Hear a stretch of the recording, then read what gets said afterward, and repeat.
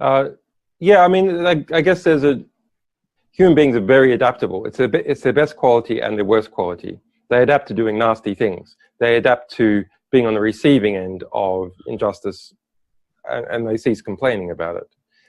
The real question is when, not whether, but when the UK government will follow its treaties that it has signed up to. If we look in my particular situation, okay, yes, everyone understands there's a vast political and geopolitical dynamic that's intimately connected with the United States, but it is instrumentalized in practice by UK intelligence services and police, who will physically arrest me and hold me for whatever the US wants to do with me. So, but what is the excuse to actually do that, to enable those budget spends?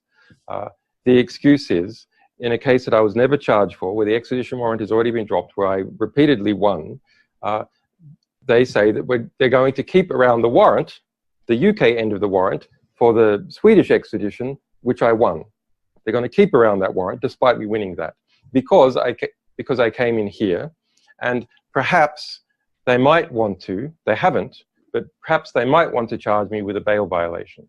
This is the technical excuse. They haven't. Twice the UK courts have refused to do so.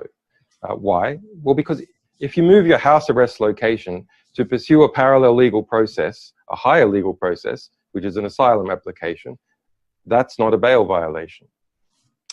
Okay, but what if it was? What if you disagree with that analysis and you say that is a bail violation? Well, okay, even before I came into this embassy and applied for asylum, which is everyone's right, everyone in this audience, if you are genuinely being persecuted, even before I came in this embassy, if you add up the time in prison under a very grueling house arrest for 18 months, I've already done 3 times the maximum amount of time under UK sentencing legislation.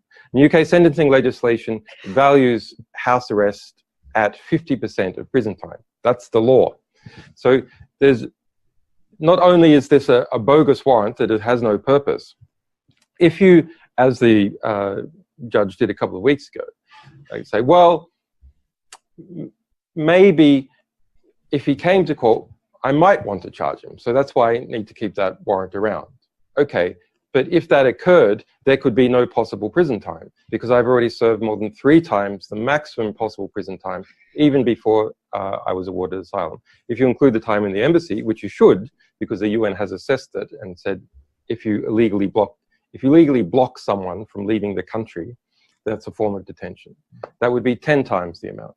So the real question is, when is the UK government going to uphold the treaty obligations that it has signed and uphold basic justice principles within UK law?